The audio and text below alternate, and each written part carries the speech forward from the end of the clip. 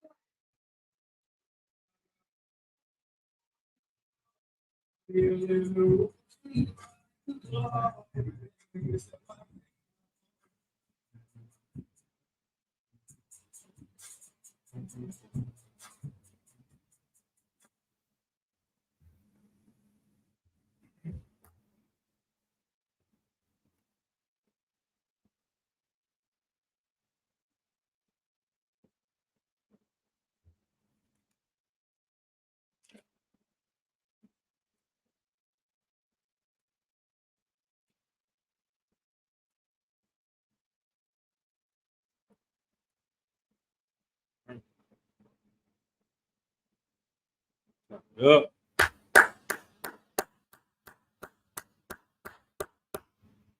Shalom Yabashim Yashai, Baruch Thumb to all the brothers. Yahweh Shalom Thumb Bashim Yashai to all the sisters. Shalom Israel, we the Israelite School of Universal and Practical Knowledge. Started out at 1 West 125th Street, Harlem, New York, under Commanding General Yohana. Shalom Yabashim Yashai, Baruch Third, also Uraga Bar. Anybody else online, if you have any questions, go ahead and type them in the chat. This is the Thursday night scripture breakdown for the ISUPK Northern California. Tonight, we're going to go into a topic that is definitely going to have to be some more parts of this. We'll see how we're going to bring this information out slowly over time, but really dig deep into the role and position of a high priest, Yahweh Shem Yashai III, Officer Kabataban. My niggas, all right? Let's get into this role of the high priest and who he was and what he was supposed to do according to the Bible.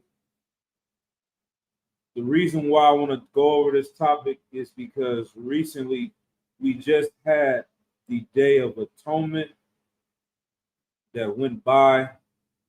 Brothers, sisters all over the nation, sacrifice for the day, 24 hours, no eating, no drinking any water. This is what brothers did.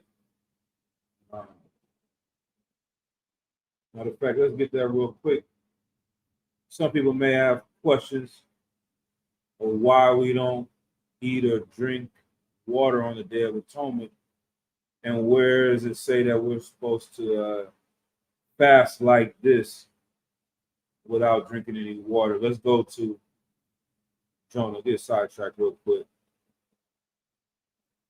Jonah chapter 3. I believe it's in verse.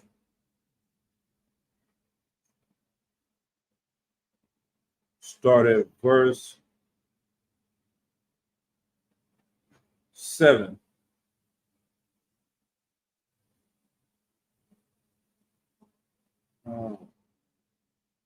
And he caused it to be proclaimed and published through Nineveh by the decree of the king and his nobles, saying, let neither man nor beast, herd nor flock taste anything. Let them not feed nor drink water. So this is the type of fast that was declared in the time of Jonah. And this is how we fast to this day. But the Day of Atonement was a very important day in ancient Israel. in biblical times. We, today the Passover is, our biggest celebration that we come together every year celebrating the death of our enemies and our getting free from captivity. But also during the times of the Bible, the Day of Atonement was seen as one of the most important days in the entire year. And so let's see. Go ahead and read this in the Zondervan Bible Dictionary, what the Day of Atonement is, real quick. Then we're going to get to some precepts about the high priest.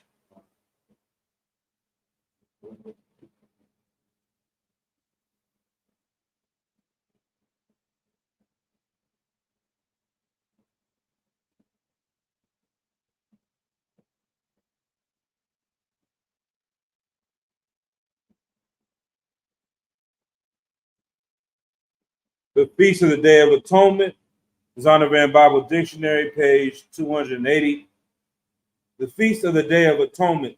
This was observed on the 10th day of Tishri. It was really less a feast than a fast, as a distinctive character and purpose of the day was to bring the collective sin of the whole year to remembrance, so that it might earnestly be dealt with and atoned for. On this day, the high priest made confession of all the sins of the community and entered on their behalf into the most holy place with the blood of reconciliation. It was a solemn occasion when the Most High's people, through godly sorrow and atonement for sin, entered into the rest of God's mercy and favor, so that as the partakers of his forgiveness, they might rejoice before him and carry out his commandments. All right.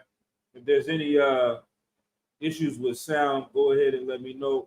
I can double check as well. Let me see how this audio is, if it's doing it right. All right, looks like it should be Tawad.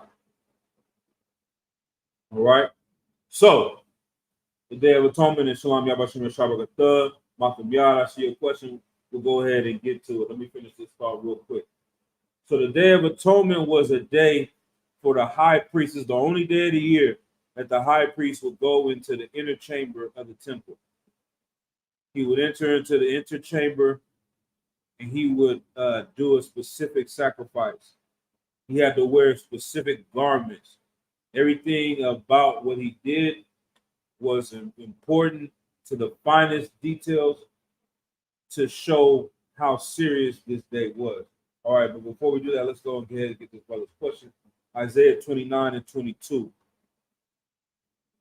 Is there you just want just a basic breakdown, or is there anything specific you want to know about this question? If you have anything specific, go ahead and type it in the chat.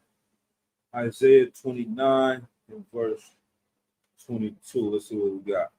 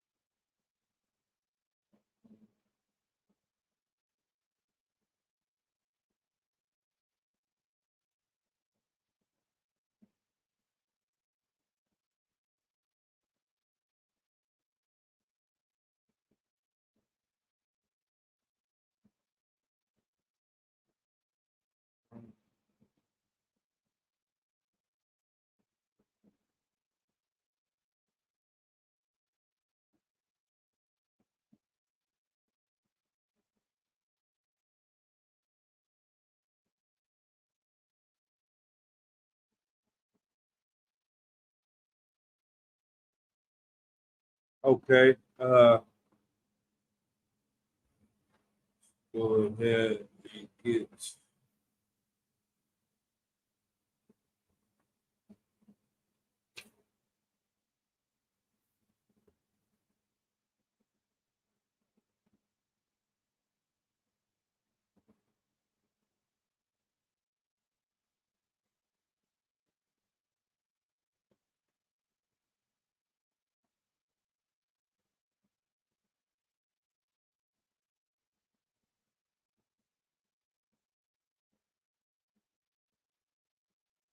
All right. Go ahead and go up a few verses. The book of Isaiah, chapter 29. He said, what does it mean, pale wax? All right. All right. Wax pale. All right. All right.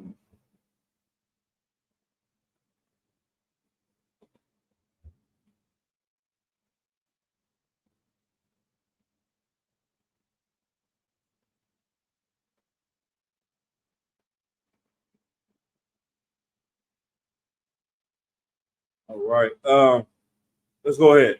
The book of Isaiah, chapter 29, verse 16. Surely your turning of things upside down shall be esteemed as the potter's clay, for shall the work say of him that made it, he made me not? Or shall the thing framed say of him that framed it, he had no understanding? So this one right here is talking about how our oppressor tries to turn things upside down and tries to make the world represent what he wants it to be like. Everything that he does, it goes against the Most High. So you could say the Most High says a man can have more than one wife. Your oppressor says you should only have one wife. The Most High says your oppressor says a man can be with a man, a woman can be with a woman. The Lord says it's an abomination. The Lord says you can't eat shrimp, crab, and lobster. Your oppressor turns it into a delicacy. So all these things he has turned upside down. Surely your turning of things upside down shall be esteemed as the potter's clay. For shall the work say of him that made it, he made me not? Or shall the thing framed say of him that framed it, he had no understanding? How are we going to go and tell the Lord how things should be? How can we change the way the Lord wants us to live? It should not be. You can't create something, the potter's clay. You can't make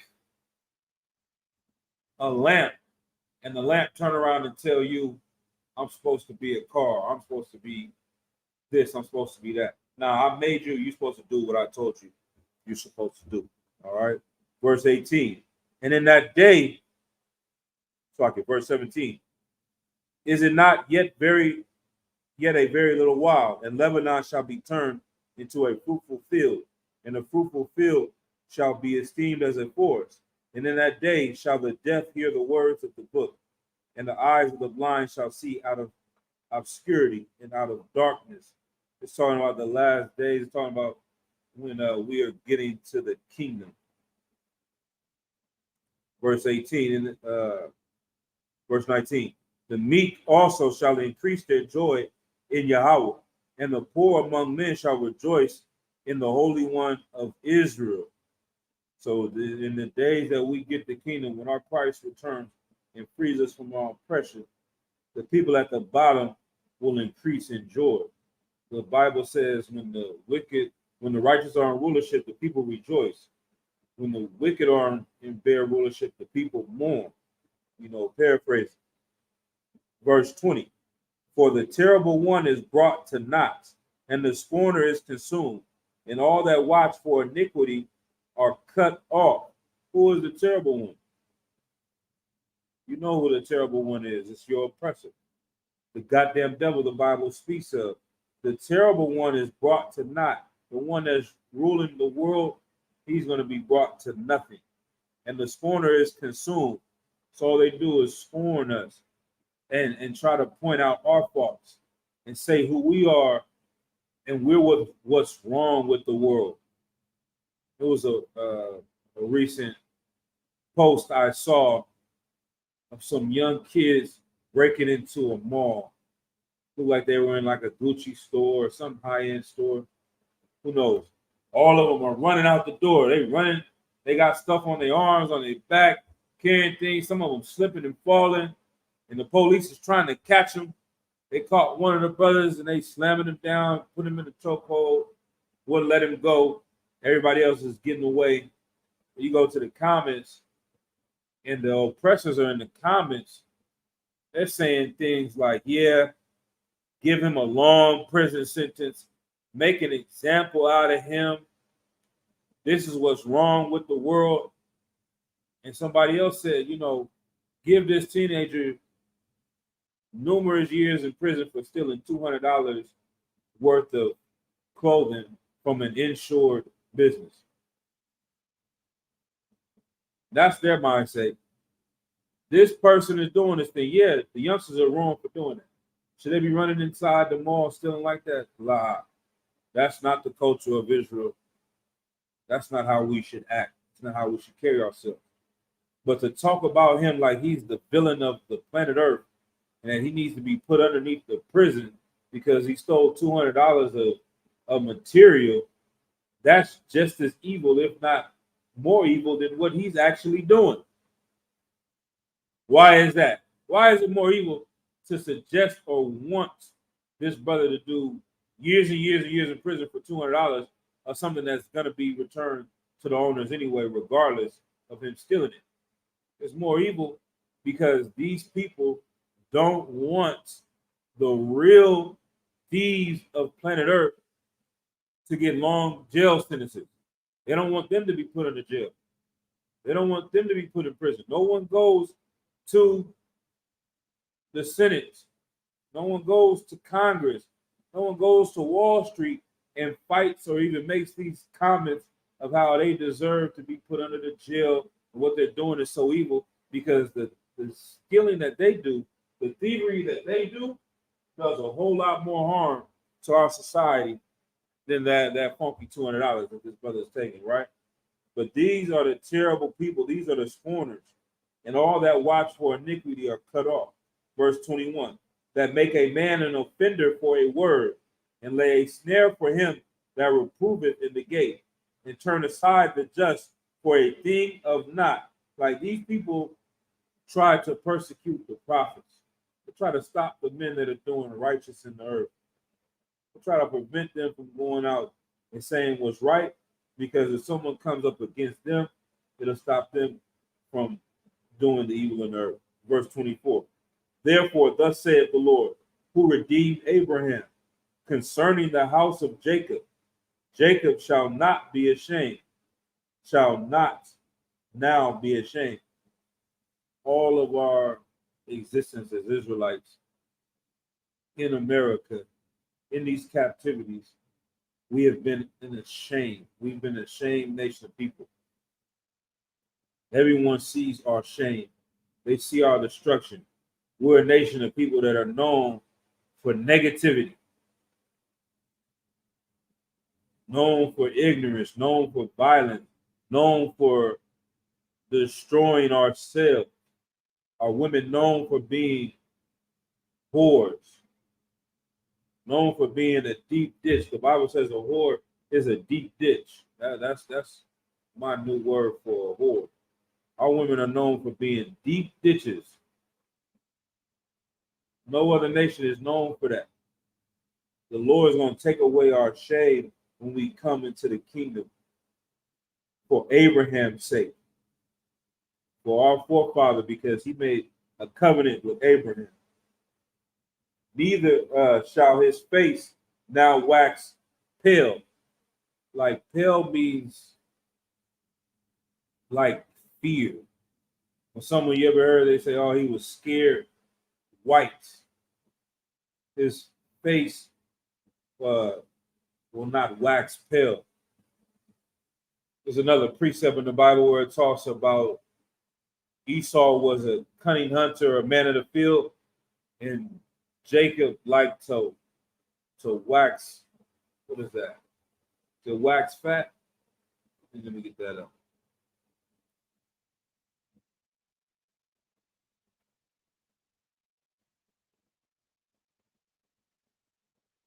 see if I'm saying that right.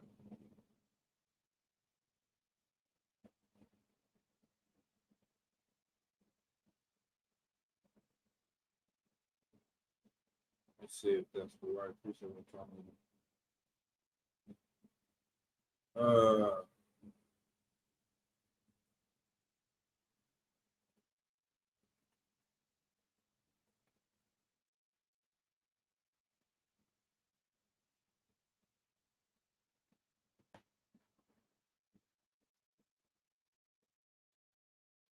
Yeah, I might be saying that wrong. But wax means to grow, basically. It's something to grow, to get greater. That's pretty much that means. They'll have different terms in the Bible where it says wax fat. That means to grow fat or to gain uh, gain growth. I don't think I'm saying that one. Precept wrong. So that's pretty much that. It's just saying that he's not gonna be in fear anymore. He's not gonna be weak anymore. He's gonna become strong. Children of Israel are not gonna be at the bottom of everything. We're gonna wax fat. We're gonna grow. We're gonna be successful in everything that we do. We're not gonna be at the bottom of the entire planet anymore. Verse 23. But when he seeth his children, the work of mine hands, in the midst of him, they shall sanctify my name and sanctify the Holy One of Jacob, and shall fear the power of Israel. They also that erred in spirit shall come to understanding, and they that murmured shall learn doctrine. And another precept, Isaiah 45 and 17, for ashamed. Isaiah 45, verse 17. And it reads, but Israel shall be saved in Yahweh with an everlasting salvation. Ye shall not be ashamed nor confounded, world without end. So the Lord comes to put away our shame. What does it say about the sisters?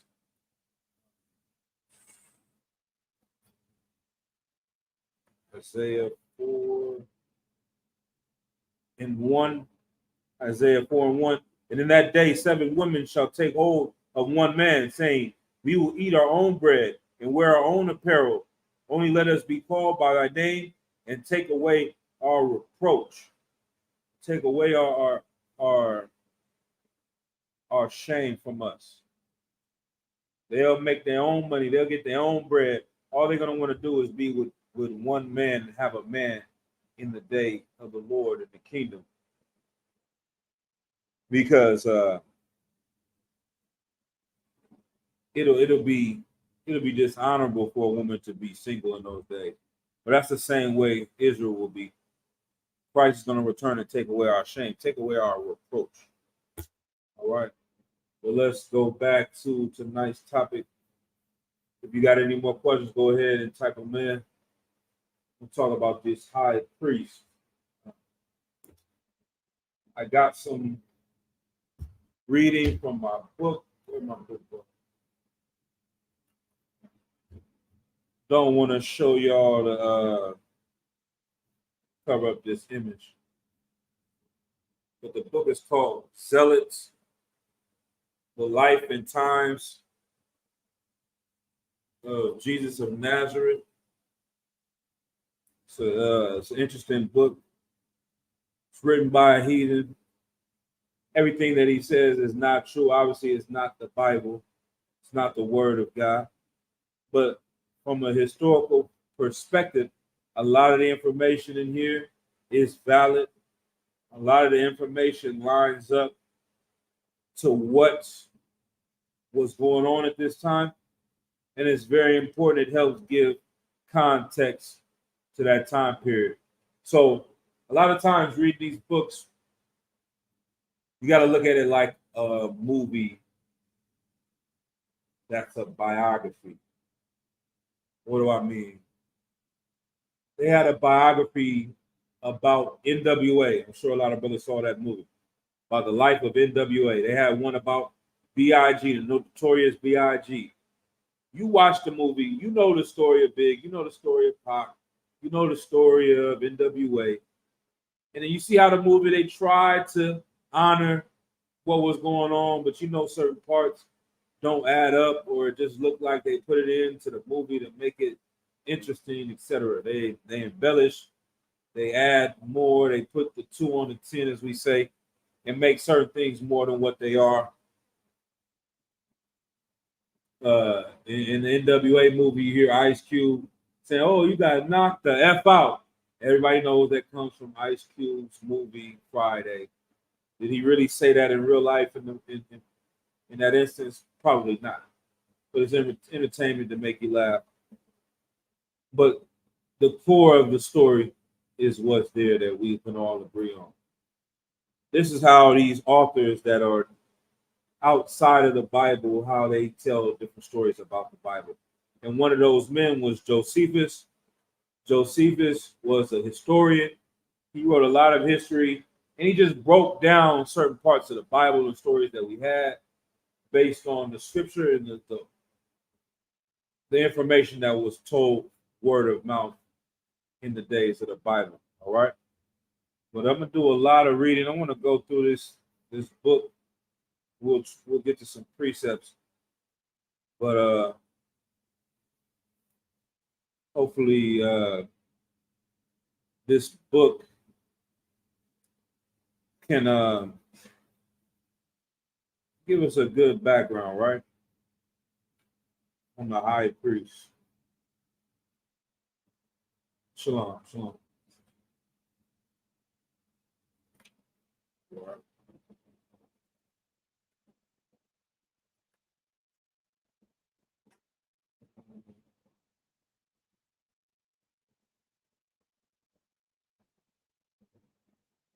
Let's see. I don't know how long it's gonna take me to get through this.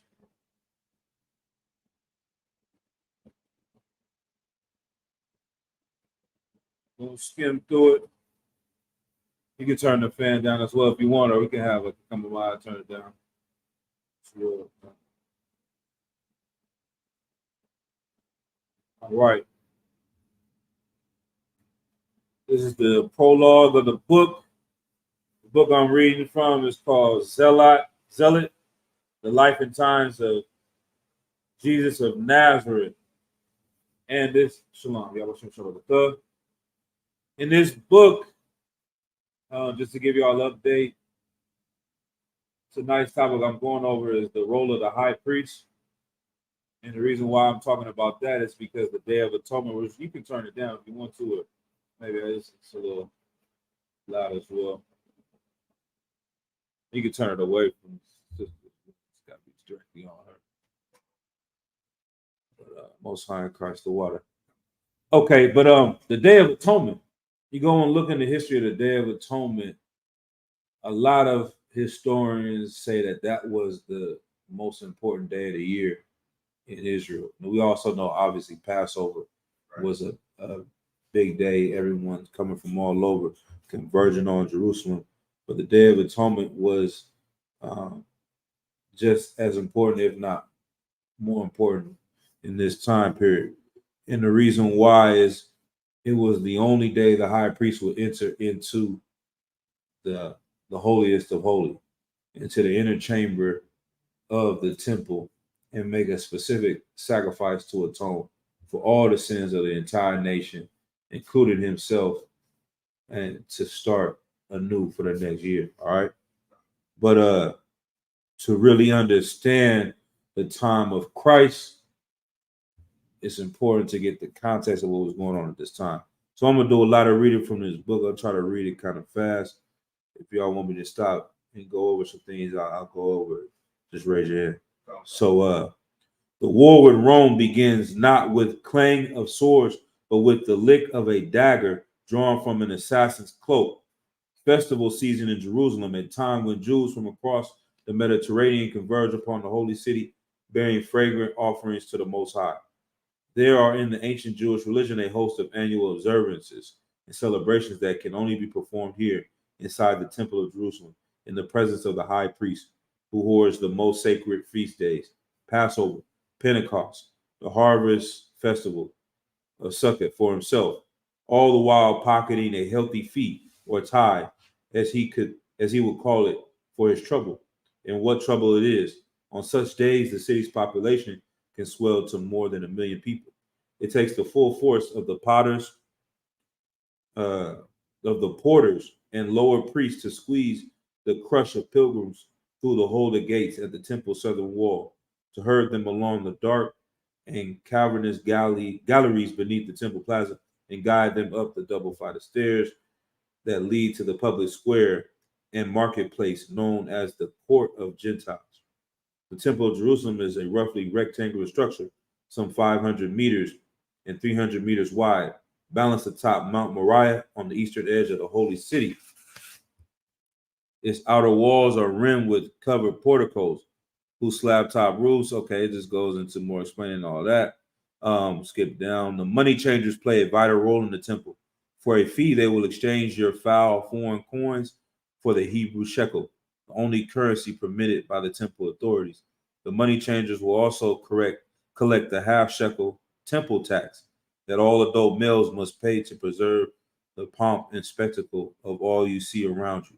The mountains of burning incense and the ceaseless sacrifices, the wine libations and first fruit offerings, the Levite choir belting out psalms of praise, and the accompanying orchestra thrumming cymbals. So, as I was saying, these certain things they may add or say or describe in a way. Obviously, it's a heathen. This is a book. It's not the Bible. I kind of compare it to like how a movie gives you a biography. They tell you some main events that we all can agree upon, and they give the extra, embellishment or character to it. So we get this understanding. Let's see. It goes in and talks about the sacrifices. So let's go on to. So purchase your offering and make it a good one. Pass it on to any of the white robed priests roaming the temple plaza. They are the descendants of Aaron, the brother of Moses, responsible for maintaining the temple's daily rites, the burning of incense, the lighting of lamps, the sounding of trumpets, and of course the sacrificial offering. The priesthood is a hereditary position, but there is no shortage of them, certainly not during festival season, when they arrive in droves from distant lands to assist in the festivities, to cram the temple in 24-hour shifts to ensure that the fires of sacrifice are kept aflame day and night. All right.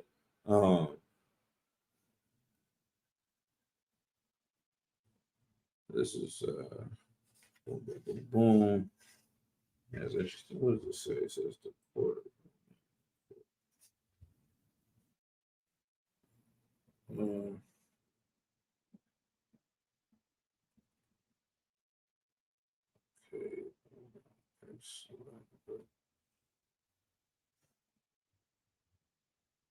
So the entire liturgy is performed in front of the temple's innermost court, the Holy of Holies, a gold-plated columnar sanctuary at the very heart of the temple. The Holy of Holies is the highest point in all Jerusalem. Its doors are draped in purple and scarlet tapestries, embroidered with a zodiac wheel and a panorama of the heavens. This is where the glory of the Most High physically dwells. It is in the meeting point between the earthly and heavenly realms, the center of all creation. The Ark of the Covenant containing the commandments of God once stood here, but that was lost long ago. There is now nothing inside the sanctuary.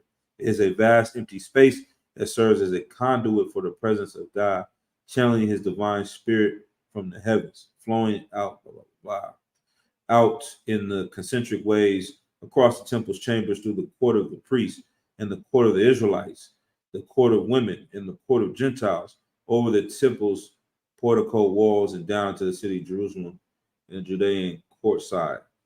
To Samaria, Idumea, prayer in Galilee. Go ahead. Sorry, sir, if I may.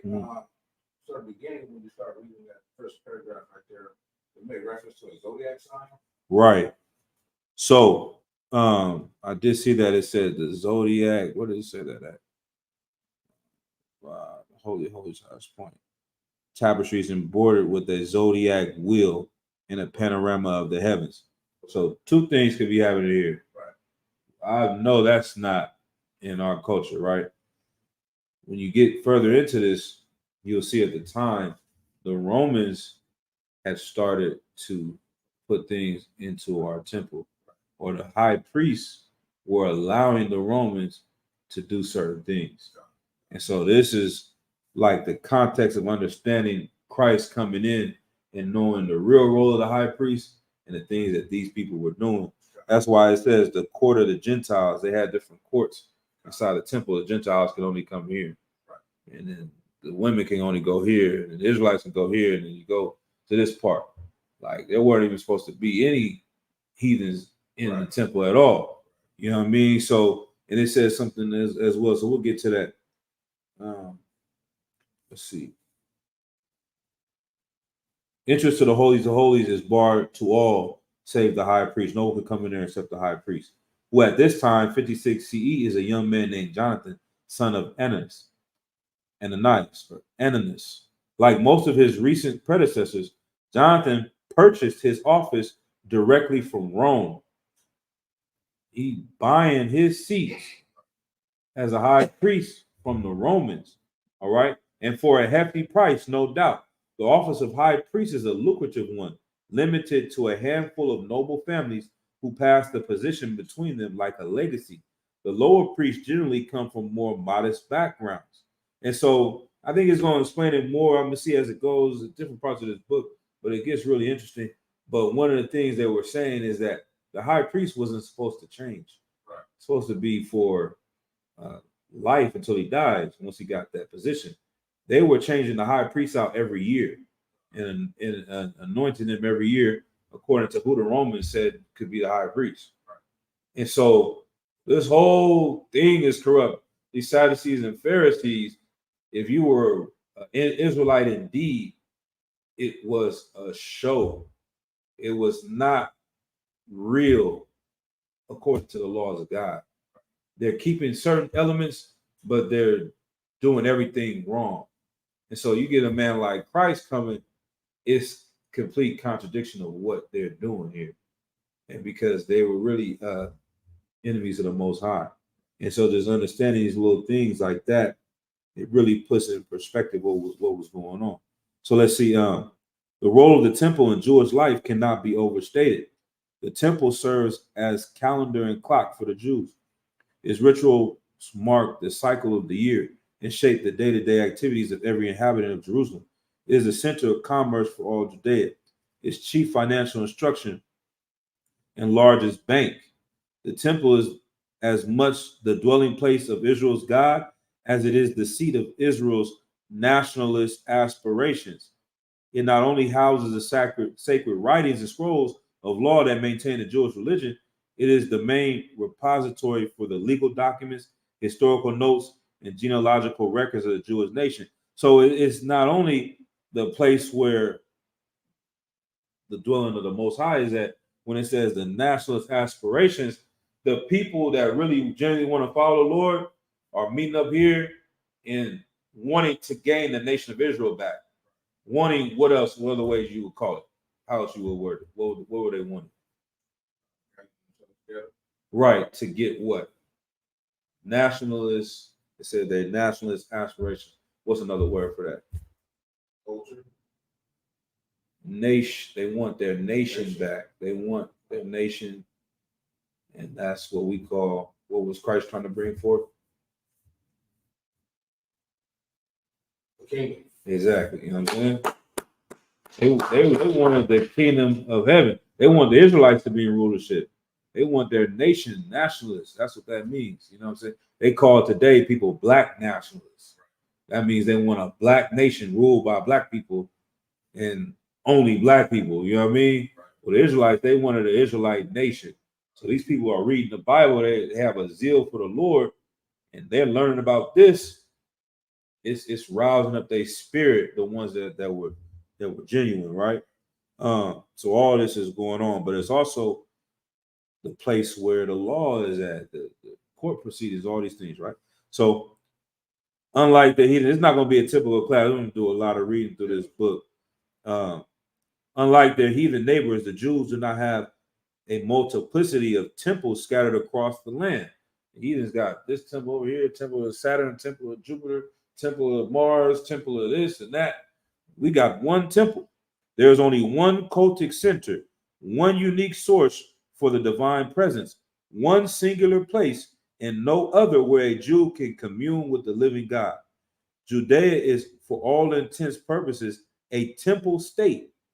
The very term theocracy was coined specifically to describe Jerusalem, meaning that it's a religion and it's a government. You know what I'm saying? Or it's spiritual and it's a government. Like how we say we're not a religion, it's our culture, and this is our constitution. This is how we run our nation. It's through the Bible. So in their mind, basically, what they're saying is it's spiritual and it's a government, right? Some people have entrusted the supreme political powers to monarchies, wrote the first century Jewish historian Flavius Josephus.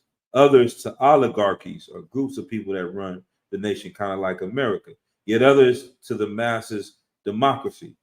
Our lawgiver, or God, however, was attracted by none of these forms of polity or politics, but gave to his constitution the form of what, if forced expression be permitted, may be termed a theocracy, placing all sovereignty and authority in the hands of God.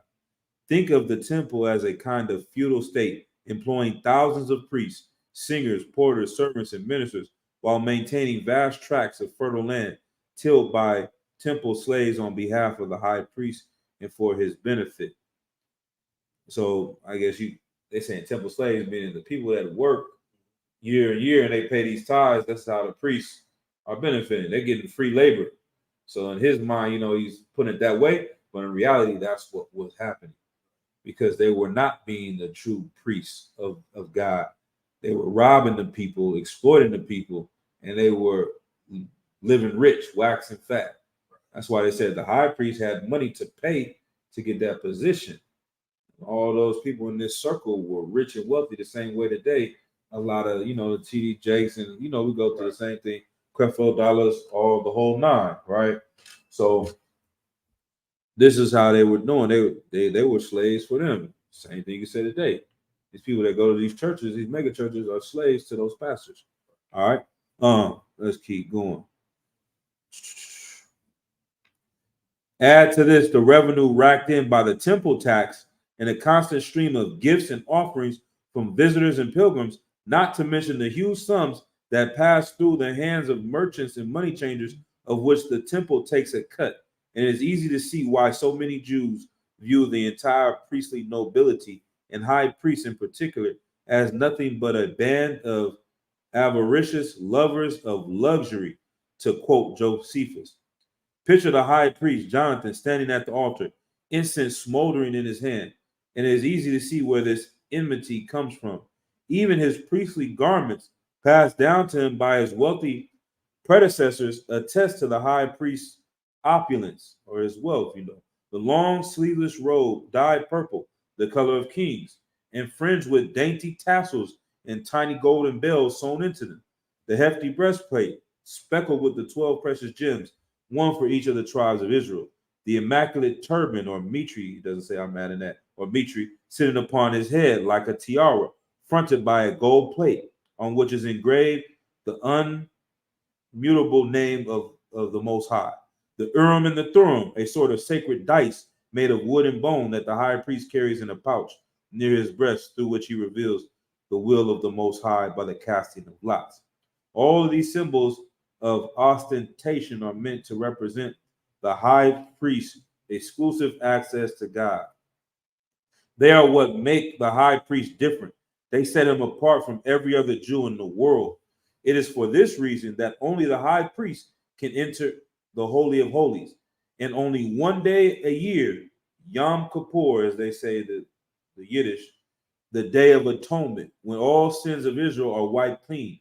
On this day, the high priest comes into the presence of God to atone for the whole nation. If he is worthy of God's blessing, Israel's sins are forgiven. If he is not, a rope tied to his waist ensures that when God strikes him dead, he can be dragged out of the Holy of Holies without anyone else defiling the sanctuary. So they tied a rope on him. He go in there, try to do the sacrifice. The Lord ain't pleased and strike him dead. No one's going to even go in there and get him. They're going to pull him out with this rope, right? Of course, on this day, the high priest does die, though, not what's seen by the hand of God. So the context of this is the guy who wrote this book, he said he was a Muslim, grew up in another country, came to America fleeing from his country, and his mother, they stopped being Muslims because of the conflict in her nation. And so he said there were still a few scattered Qurans around his house or whatnot, but they really didn't practice Islam anymore. As he grew up as a kid, he started to become a Christian. And he felt it was good to become a Christian because it made him, there's nothing more American than Jesus. That's what he said in the intro of this book. I'm like, that's heavy because we were talking about that last week at the feast, or a few weeks ago with Karanyala. We was talking about, like, why do these people celebrate Christmas and why do they do all these things? Because it makes them feel American and a part of this nation. But then he says he got old, he started learning about the history. He's like, nah, this is fake and this is not real. And so he started to learn about the historical Jesus. And then he says he learned the historical. It made him want to be more of a follower of Jesus because he felt that the real Jesus was a zealot, as they're saying. And the zealots were the ones that were trying to have a revolution. And so he sees Christ as more of a revolutionary now than this passive, soft person, which we teach as well. But one of the sects of the zealots were the Sicarii. And Sicarii comes from the word dagger and daggermen.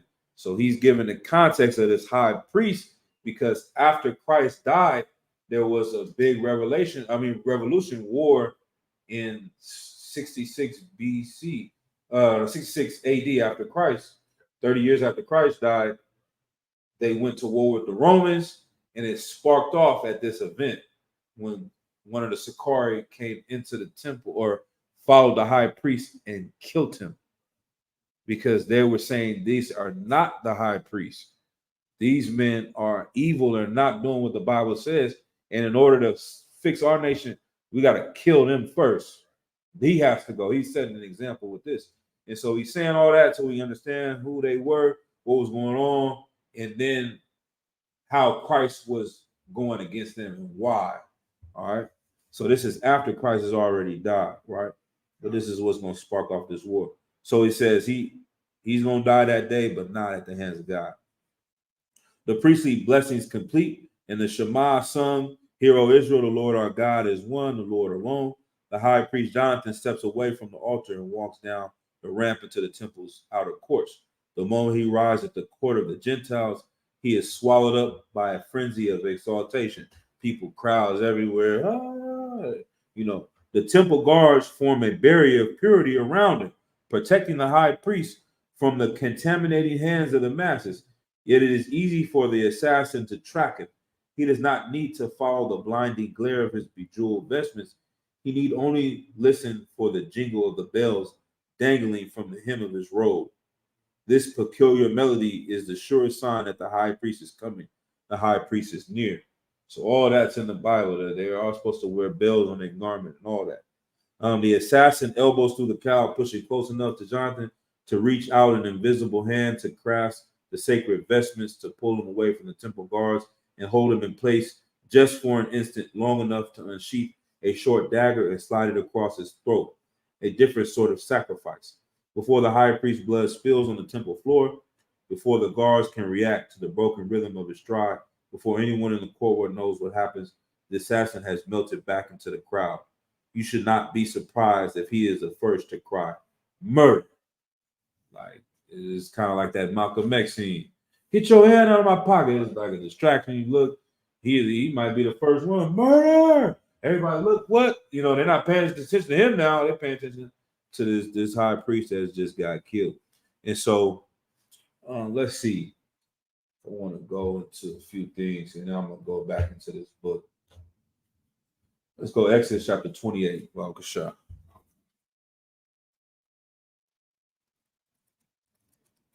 how do we get to this point, and how do we fall so far?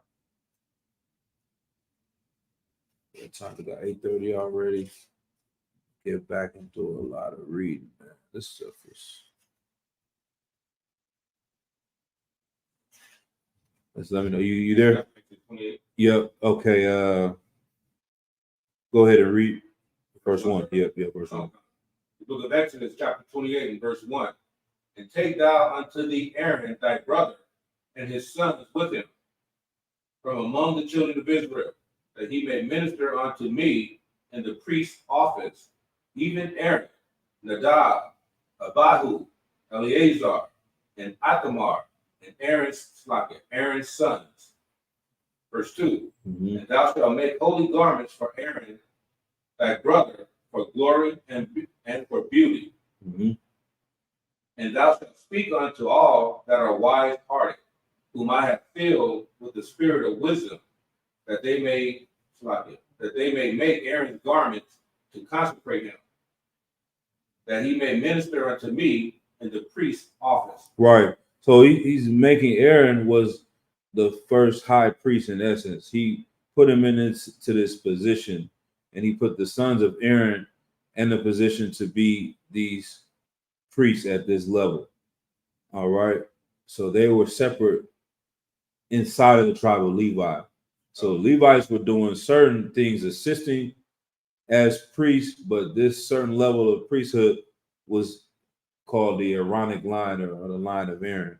And so the high priests were to come from Aaron's line, from his immediate children. All right. Keep going. Verse 4. And these are the garments which they shall make: a breastplate, and an ephod, and a robe, and a broidered coat, a mitre, and a girdle. Mm-hmm. And they shall make holy garments for Aaron thy brother, and his sons, that he may minister unto me in the priest's office. Verse 5. And they shall take gold, and blue, and purple, and scarlet, and fine linen. Verse 6. Right. It's like, hold on, we're gonna skip down for time's sake. Let me see. I just want to get to that part where it does say that.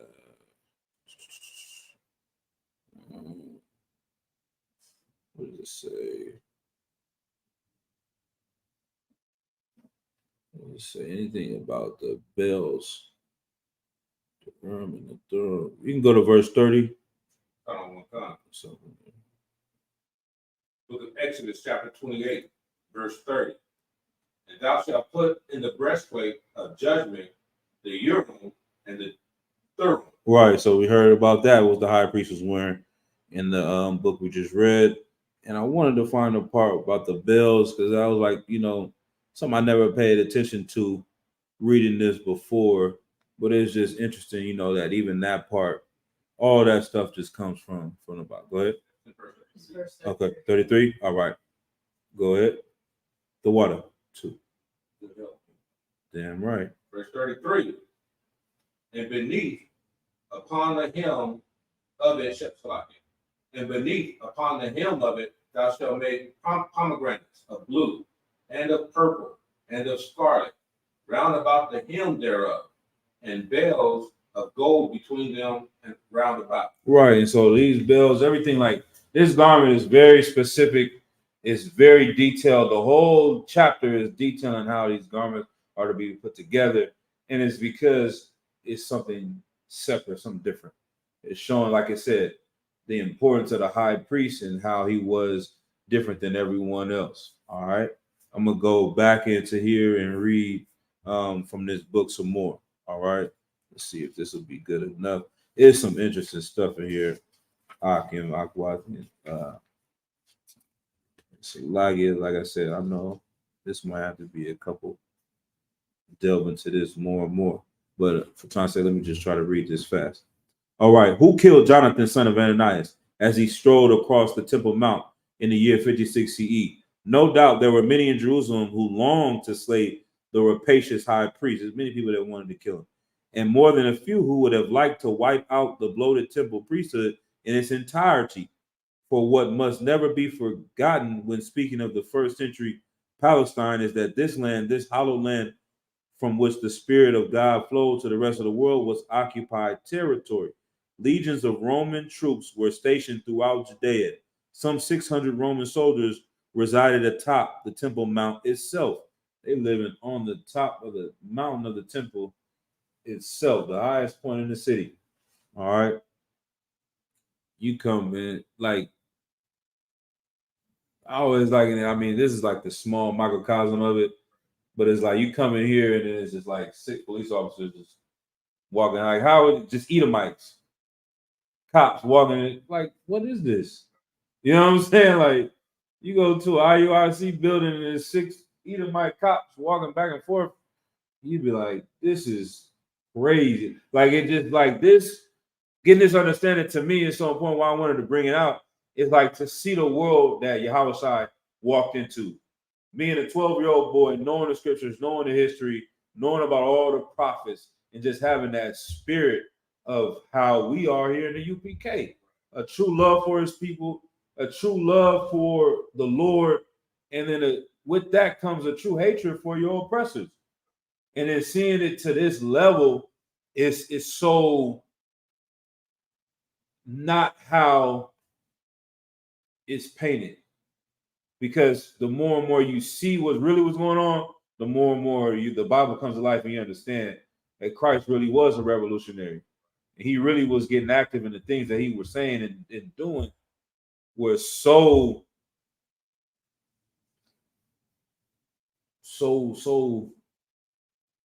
contradictory. I don't know the word, but so against the mainstream. This is the reason why they killed him. But when we get this story of Christ just coming around just to show love, it doesn't add up.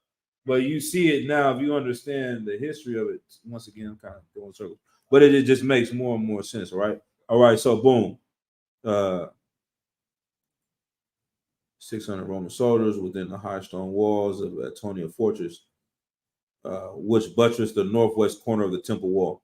The unclean centurion in his red cape and polished cuirass, who paraded through the court of Gentiles, is his hand hovering over the hilt of his sword, was a not so subtle reminder, if any needed, or who really ruled this sacred place.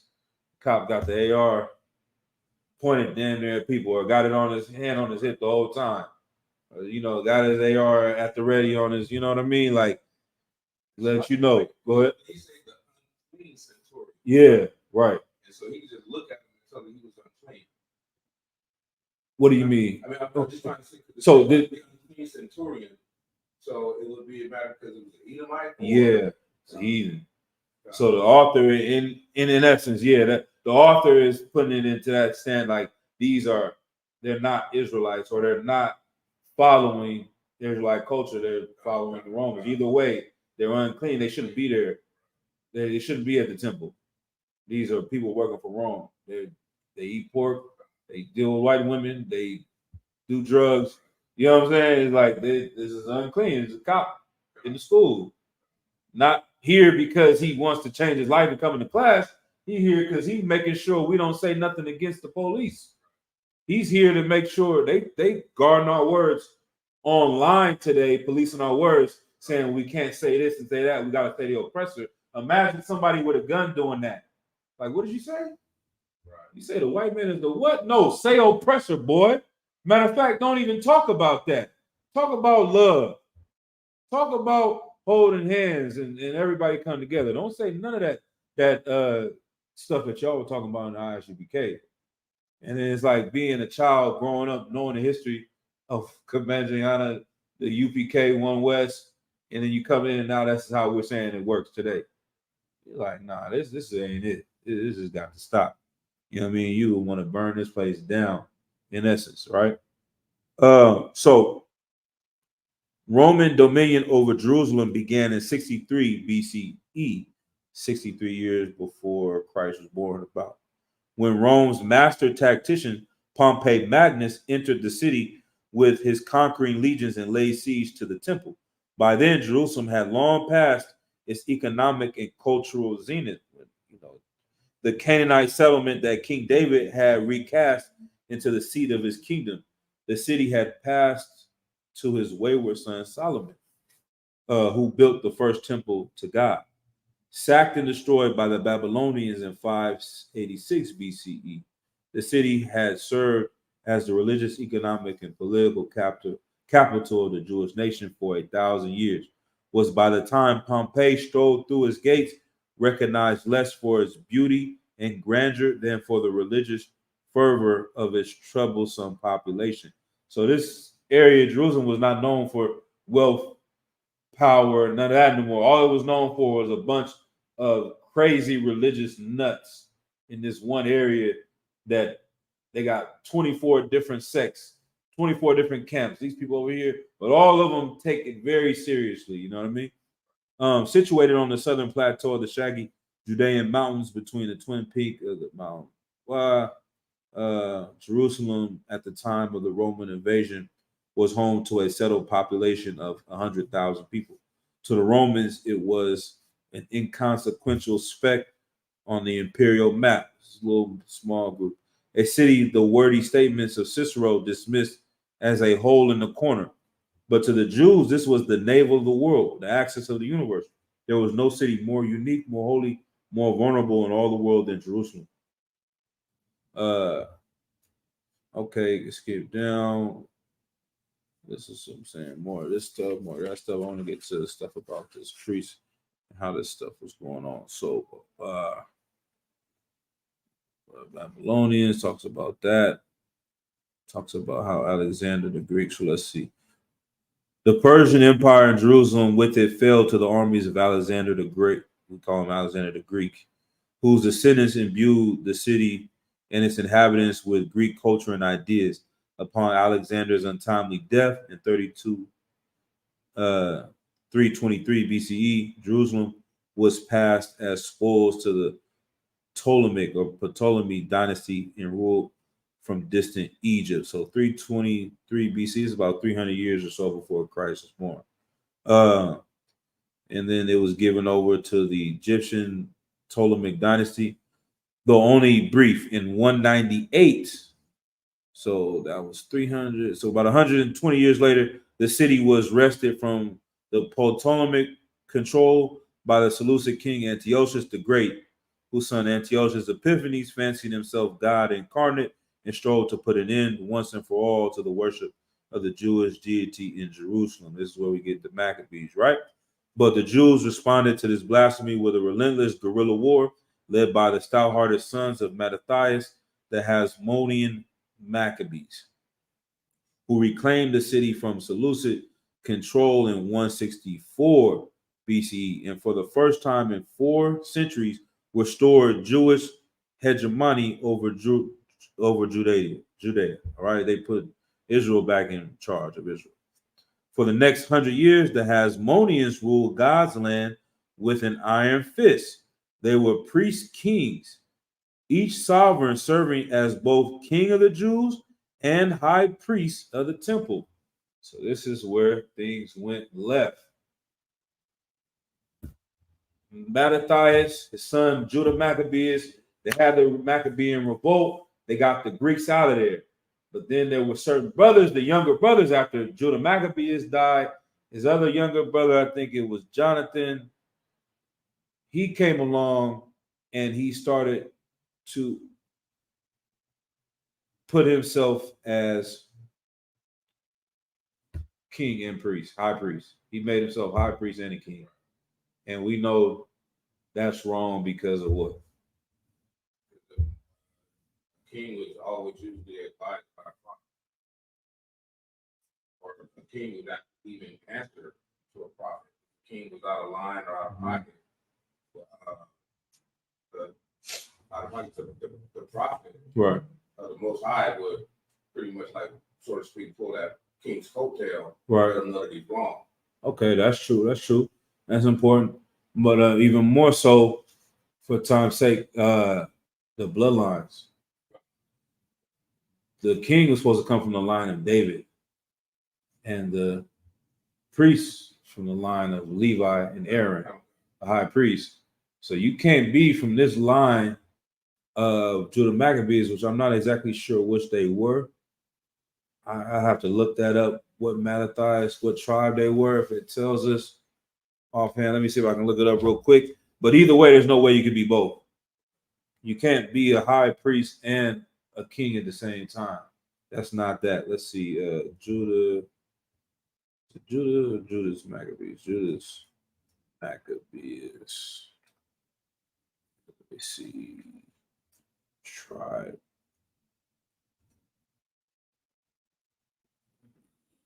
Let's see. They give us what tribe did he belong to? I think nothing tells us here. Jonathan Maccabees. Your brother Simon. All right. Why you I looking see at it. us, sir? Not, No, go ahead, please. Not to distract you, but No, please go ahead. that's the same thing that happens in all the churches today. Okay. The preachers make themselves high priest and a king. Right. No, that's definitely true. And right here, this one source is saying that they were from the tribe of Levi. So I'm not exactly sure. Like I said, don't quote me on that. But just offhand, let's say they were Levites. They weren't supposed to take the role of a king. You know what I'm saying? Or if they were Judites or if they were Benjamites, whatever they were, that's not what they're supposed to do. So let me get back to where was I at? King of the Jews. What is that? Okay, so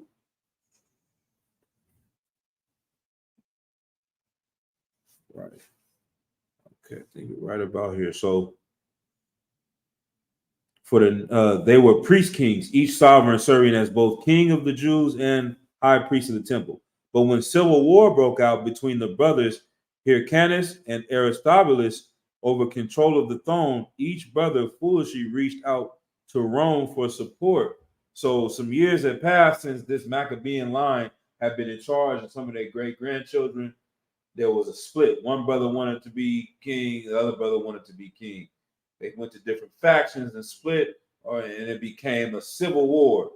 And so in this civil war with each other, they decided to go and get help from Rome and make an alliance with Rome to fight their brother. The same thing we did with the northern kingdom and southern kingdom, went to the Assyrians for help and tried to have them help each other, help fight each other, and they end up into slavery and captivity. This is the exact same thing that happened. So they foolishly did this. Pompey took the brothers' entreaty as an invitation to seize Jerusalem for himself. Just like an Edomite, you know what I mean? Like, if y'all gonna fight each other, and it's prime time for me to come and take this from y'all. Divided, you know what I mean? You cannot stand. And so, thus putting an end to the brief period of direct Jewish rule over the city of God. In 63 BCE, Judea became a Roman protectorate, and the Jews were made once again a subject people. Roman rule, coming as it did after a century of independence, was not warmly received by the Jews. The Hasmonean dynasty was abolished, but Pompey allowed Hyrcanus to maintain the position of high priest. That did not sit well with the supporters of Aristobulus, who launched a series of revolts to which the Romans responded with characteristic savagery, burning towns, massacring rebels, enslaving populations. Meanwhile, the chasm between the starving and indebted poor toiling in the countryside and the wealthy provincial class ruling in Jerusalem grew even wider. It explains that as well, but let me see if it explains it here. But basically, at this time, the Romans, they were building more cities, city-oriented, just like today. So the people that lived in the rural areas became more and more poor. There was droughts and famines, and they were not thriving. So the people that lived in the countryside were poor, and the people that lived in the city had more money, more wealth, and they were starting to rule and work with these Romans. All right, they were making alliances with them. So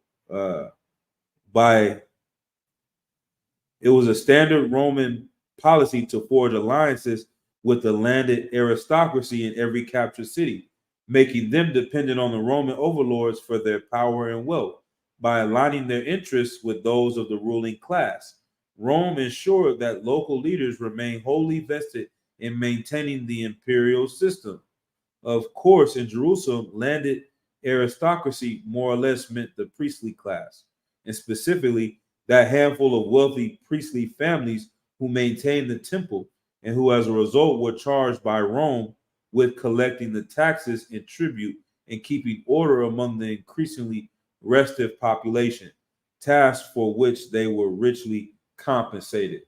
So they invested in the Roman Empire because the Romans are keeping them in power. They get the fat, TDJ, Creflo Dollar, all these pastors, they get money for coming out. What's the guy I always talk about? Always Al Sharpton. He come out when we want to riot. They tell us to have peace and go home. We listen to Al Sharpton because he care about us. He talk black and he say some cool things, and we go home. That's what the priests were doing. And you go back to the ghetto. You mad because you poor. That's why you're gonna burn down the city. But he goes back to his rich mansion and his nice Bentley, and that's because he doesn't want America to change because he getting rich with America. He's feeling like Don King, right? So the fluidity that existed in Jerusalem between the religious and political powers made it necessary for Rome to maintain close supervision over the Jewish cult, in particular over the high priest. So once again, we're such a religious nation of people. The only way to control these people is to control the religious people. It wasn't like that with other nations. You know what I'm saying? They didn't have to do all this because none of these other nations even cared about God as much as the Israelites cared about God. So they figured in their mind, the only way we can really control these people is control the people that teach them about God. And that's so true to this day. It's like the key, and this is why we always blaze on the Christian church, is because the key to our people is our relationship with God. Whoever holds that key controls the entire nation of us. You know what I'm saying? And so, as the head of the Sanhedrin and leader of the nation, quote unquote, the high priest was a figure of both religious and political renown with the power to decide all religious matters, to enforce God's law, and to even make arrests, though only in the vicinity of the temple. If the Romans wanted to control the Jews, they had to control the temple. If they wanted to control the temple, they had to control the high priest, which is why soon after taking control over Judea, Rome took upon itself the responsibility of appointing and deposing, either directly or indirectly, the high priest, essentially transforming him into a Roman employee. Rome even kept custody of the, this is the part I wanted y'all to hear. Rome even kept custody of the high priest's sacred garments, handing them out only on the sacred festivals and feast days, and confiscating them immediately after the ceremonies were complete. Explain that to me, to come on. What do you think? I want to see your breakdown on that, and I'll give you my breakdown, understanding what this means. It's just so many different levels. It's heavy on so many different levels. It's just, well, like you say, they control the garments. Right. So it's tantamount to a dang on, it's like a traffic guard. Okay. You know, a traffic guard, you're supposed to be in charge of your people or leading your people. Right. But you have to go to your oppressor to get the tools that you need to control your people. Right. And it's basically, well, you already know, but it's actually the oppressor that's controlling people. Right. But other than that, yeah, that's right. I never heard that before. Yeah, me neither. That's what I'm saying. It's heavy. Yeah, the context of this, and so yeah, go ahead. We always knew that Romans allowed these priests to be in place. Right. We always knew that. Right. But it's like that's pretty much insult to injury. Mm-hmm. To actually hold onto your garment. Right. And your priestly apparel. Right. Before you go and teach your people, that's degrading. Mm-hmm. That I don't know. I understand how the people who are seeing this don't revolt. And they were, and that's what happened. But it's like it cut you off. Go ahead. But that's something like that should almost happen immediately. Right. Something that can linger. Right. You know what I mean? But I don't know the whole breakdown of the story and everything. But yeah, that's just like insult to injury. Right. And so you had different people that were following it. Right. You love TD Jakes. Then you had Right. the zealots that were like, nah, man, damn all that. You know what I'm saying? We're gonna kill him. And that's why in the previous story, dude had that much zeal to go and kill him. He was trying to be in the spirit of Mattathias, you know what I mean?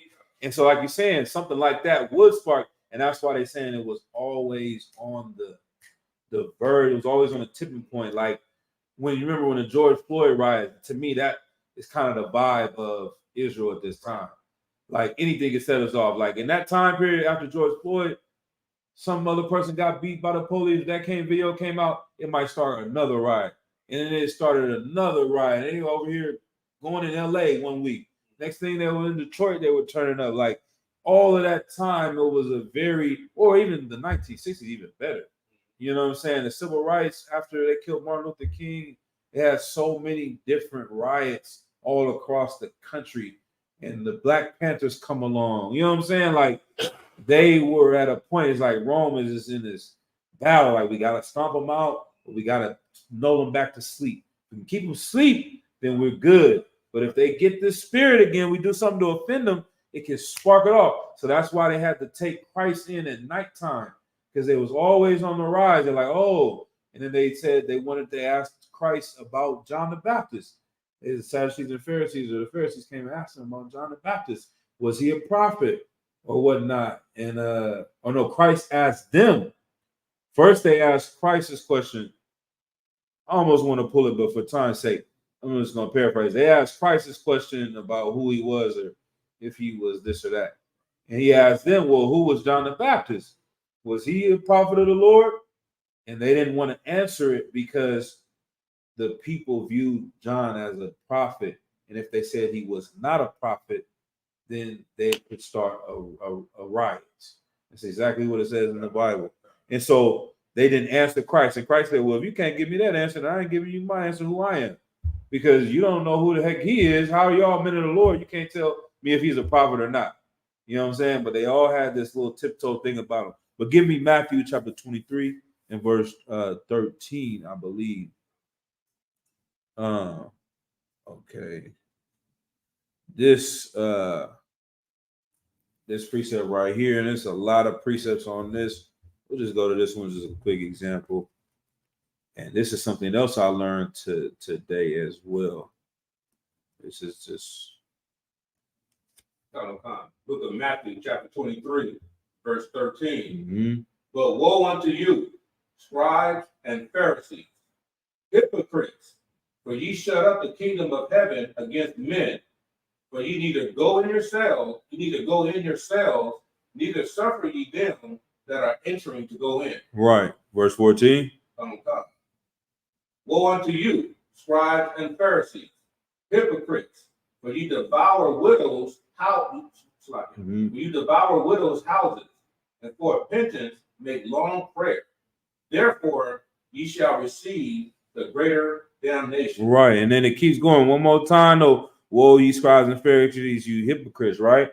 But obviously we all understand this and how Christ was always cutting and going against them. And now it even, makes even more sense. But looking up the word hypocrites, Alexa. Sorry, I'm having trouble connecting to the We internet. gotta set up It that. looks like an issue with the router and Echo device, so try Alexa, restarting stop. them. Alexa, stop. Unplug both of them, then plug the router back in. Alexa. Wait 30 seconds. She is Once out the of order. router is back on and connected to Turn the her internet, down. plug in the Echo device. She don't listen. All right. But looking up to the word hypocrites, etymology, hypocrites, etymology. The word hypocrite comes from the Greek word hypokrineste, Latin from Greek hypokrites, or actor. That's what the word meant in Greek, is an actor, the people that did in plays. And so going back into this book about the high priest, when he's putting on these royal garments that we hear how the Lord gave and passed down for Moses to give to Levi, everything is very strict. This is a very important position. they talk about certain things. If certain men come and try to even get close to this area, they'd be put to death. Israelite or not. You're not even supposed to be doing none of these things if you're not really supposed to be doing this job. But now these garments that are ours are given into the Romans' hands, which means this high priest is really not the high priest. It's whoever the Romans say is, and he's an actor. He's an hypocrite. He's just a person that's putting on the outward garments or whatever. It's just like makeup. It's just like you dressing up as a doctor or a lawyer in a movie. It's just like you dressing up as whoever you want to be in this movie. Denzel can be a doctor in one movie. He can be a cop in the next. He can be a criminal in the next movie. It's just an actor. That's what they were.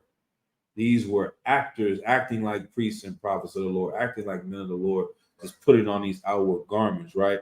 And so them owning the garments too, and it just stands out even more right now, also says the reason why they're holding those garments is because if you don't listen to us today, we can get these garments to somebody else. We put it on him, and these people are going to listen to him. And it shows also how carnal minded we are in essence too, and whoever has on them garments, we're going to listen to too. A lot of us still going to follow him because the Roman put it in on him today. You know what? You're right. That's the high priest. Look at the garments he wear. Look how nice. Look how it sounds. Look all that. They just took that and used it against us in that way. You know what I mean? And so let's get back to here. Still, so let's see. I'll read from the middle of this. Handing them out only at sacred festivals and feast days and confiscating them immediately after ceremonies were over. Still, the Jews were better off than some other Roman subjects. For the most part, the Romans humored the Jews, allowing them to conduct their rituals and sacrifices without interference. The Jews were even excused from the direct worship of the emperor, which Rome imposed upon nearly every other religious community under its dominion. All that Rome asked of Jerusalem was a twice daily sacrifice of one bull and 2 lambs on behalf of the emperor and for his good health. That's what I'm saying. When you talk about the zodiac, they were making sacrifices to the Roman emperor every day in the temple. What was really going on here? You know what I mean? Like, this is a farce, man. Man, it just angers me just reading it now. You know what I mean? But all that Rome okay.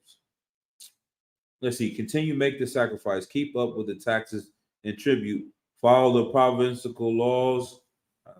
provincial laws, and Rome was happy to leave you, your God, and your temple alone. The Romans were, after all, fairly proficient in the religious beliefs and practices of subject peoples. Most of the lands they conquered were allowed to maintain their temples unmolested. Rival gods, far from being vanquished or destroyed, this is key, were often assimilated into a Roman cult. That is how, for example, the Canaanite god Baal became associated with the Roman god Saturn. In some cases, under a practice called evocatio, the Romans would take possession of an enemy's temple and therefore his god, for the two were inextricable in the ancient world, and transfer it to Rome, where it would be showered with riches and lavish sacrifices. Such displays were meant to send a clear signal that the hostilities were directed not toward the enemy's God, but towards his fighters. The God would continue to be honored and worshiped in Rome if only his devotees would lay down their arms and allow themselves to be absorbed into the empire. Ain't nothing new under the sun. The spirit of these Romans, you know your history, you know where you've been, you know where you're going, you know what's going on now. Let me see, what do you hear from that? They basically said they would take the temple from these heathens, bring it to Rome, and then tell them, we worship your God too. We ain't beefing with your God, we just beefing with the fighters over there. Stop fighting, we all good.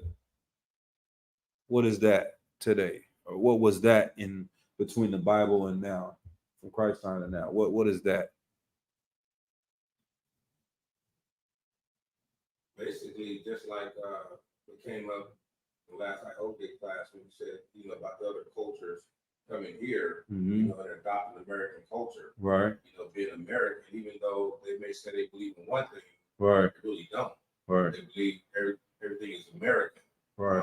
So basically, you're conquering their beliefs, conquering their culture, bringing it into your place, Right. having you believe that you actually love and care about them, but you actually are using them as slaves. Right.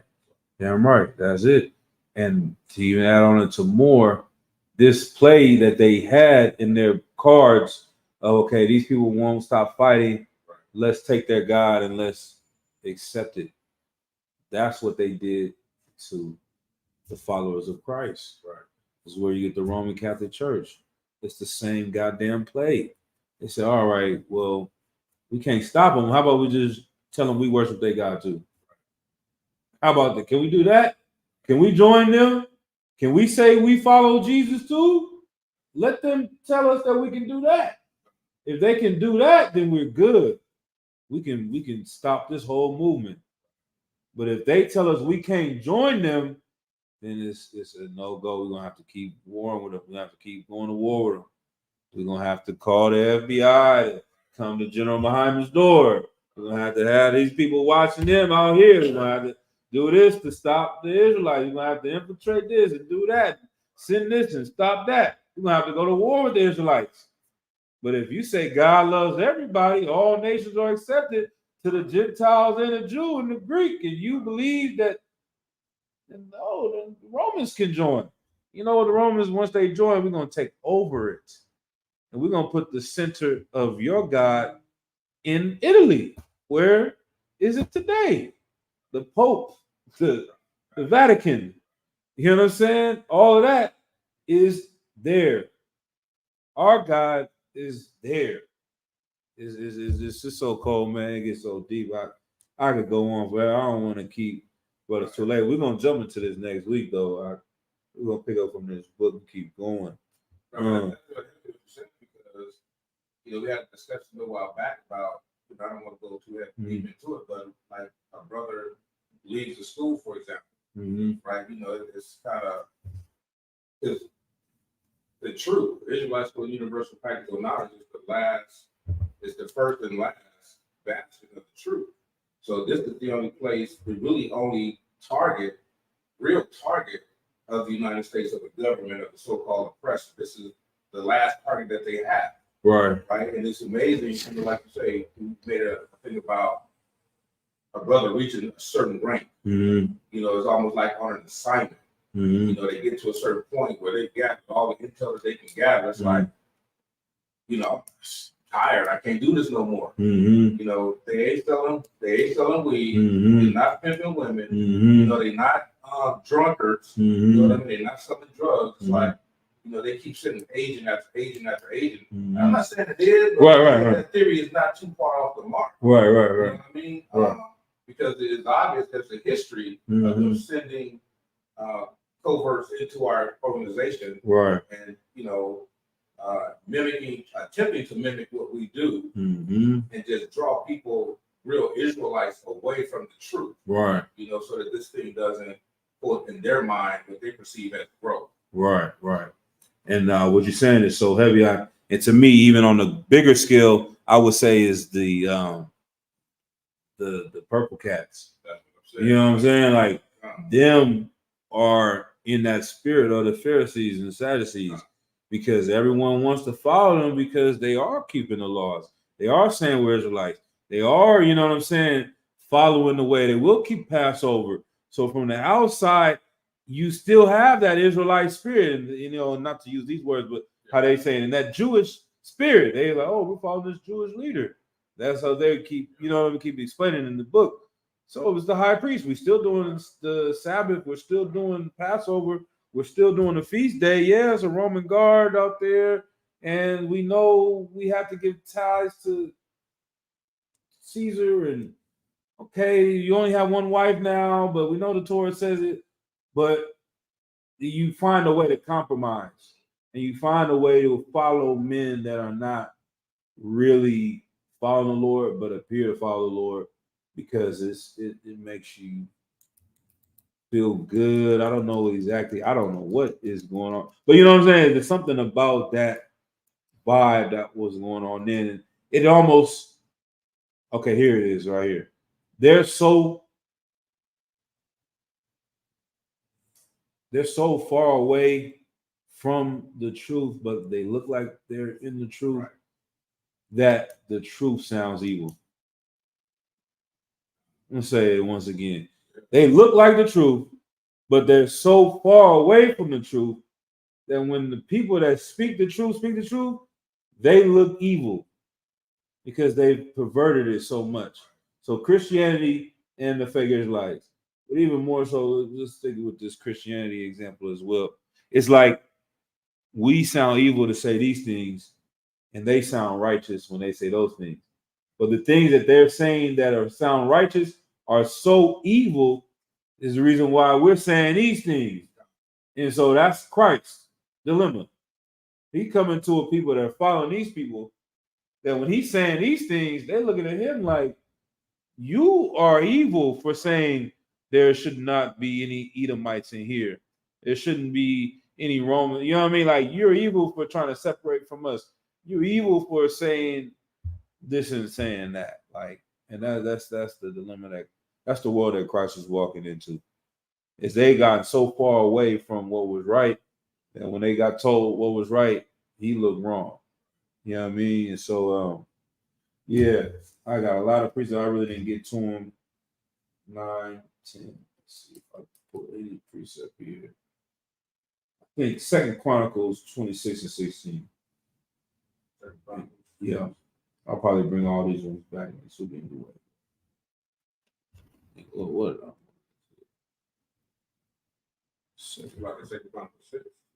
26 and 16. Let's see what we got. The book of 2 Chronicles, chapter 26, verse 16. Mm-hmm. But when he was strong, his heart was lifted up to his destruction. For he transgressed against Yahweh, his power, and went into the temple of Yahweh to burn incense upon the altar of incense. Right. So there was this brother that wanted to go in and do these things. And I think it was the king at the time, if I'm not mistaken. This king wanted to go in and burn incense that the priest was supposed to do. Verse 17. And Azariah, the priest, went in after him, and with him 4 priests Mm-hmm. and Yahweh that were valiant men. Right. Verse 18. And they withstood Uzziah the king, and said unto him, It appertaineth not unto thee, Uzziah, to burn incense unto Yahweh, but to the priests of the sons of Aaron. Right. That are consecrated to burn incense. Right. So Uzziah was the king at this time. Uzziah, he's going in here. He got this zeal in his mind or whatever was telling him he should do this. He goes in here to do this and burn this incense. The priest coming in after him, telling him, nah, you're not supposed to be in here doing that. Right. Only the priests of Aaron are supposed to do this. Keep going. Go out the sanctuary. And it's just burning incense. Right. He just want to burn the incense. Right. You know what I mean? Keep going. Go out of the sanctuary, for thou hast trespassed. Neither shall it be for thine honor from Yahweh thy power. Mm-hmm. Verse 19. Then Uzziah was wroth, and had a censer in his hand to burn incense. And while he was wroth with the priest, the leprosy even rose up in his forehead before the priest in the house of Yahweh, from beside the incense altar. Verse 20. So this disease, this leprosy come upon him as he's doing this thing. Keep going. Verse 20. And Azariah, the chief priest, and all the priests looked upon him, and behold, he was leprous in his forehead, and they thrust him out from thence. Mm-hmm. Yea, himself hasted also to go out, because Yahweh had smitten him. Right. Keep going. Verse 21. And Uzziah the king was a leper until the day of his death, and dwelt in a several house, being a leper, for he was cut off from the house of Yahweh. And Jotham his son was over the king's house, judging the people of the land. Right. So this thing is just a simple, it's an example of a king overstepping his boundaries, trying to do the work of the priest, and the Lord punished him instantly with this leprosy. And he had to get separated from the people and separated from the house of the Lord, and he's a leper until the day he died. So now you can see how far it's come to where now you call yourself high priest and king, and you're a high priest working for the Roman. Like all of these things, you just have completely demolished the meaning and the holiness of this position of what it's supposed to be. And so then, long story short, and we'll get into more of these precepts and get into it later. It's fast forwarding to see Christ being the high priest and the king and coming into that role. Go ahead, sis. From that verse, with the verse 19, Mhm. also I was when reading it also, verse 18, when they told him to leave, it was like, okay, this is your house breaks, go ahead and leave. You know, you're not supposed to be here. But because he continued to be angry with, and overstepping his bounds, Right. it's like, okay, so now you didn't do, you said leave, you probably should have left, and you didn't. And then was he then cursed, then the Lord's like, here you go. Right. Here's your leprosy. Right. Because it says he was wroth. Right. He's mad at them for telling him he's wrong. Yeah, that he's wrong. Right. But the grace and had a censer in his hand to burn incense. Yeah. He wanted to keep going in that direction. Yeah. And grace is, you can trespass, you should leave. And I like the part where they said they thrust him out from this. Now they got to throw him out. Like, not only you in here doing something wrong, but now you defiling the whole temple because you unclean. You're not even supposed to be in here doing this. On one end, it's like adding sin to sin. Yeah. You just doubling down on it. And so the Lord made him get thrown out of there, But like going, like I said, fast forward and just a preview of more, and obviously we all know the Bible, but the importance of Christ coming and taking that position of the high priest in the Day of Atonement and atonement for the nation's sins and being a king and how important, like all of those concepts and things are very important to understand the Day of Atonement, to understand what Christ was battling against as these men are in charge. You got one king, Herod, who was an Edomite, an Idumean. His father's an Idumean. He is in the line of King David. Then you got these priests who are not even supposed to be in the line of the high priest doing this. And it's like he destroyed all of that, takes back control of it, and pushes it forward to another level and cleansing the whole nation at the same time. Like, it's something that, man, it's just, I don't know, man. I get lost for words to explain how heavy what really was going on when we say that Christ is the high priest.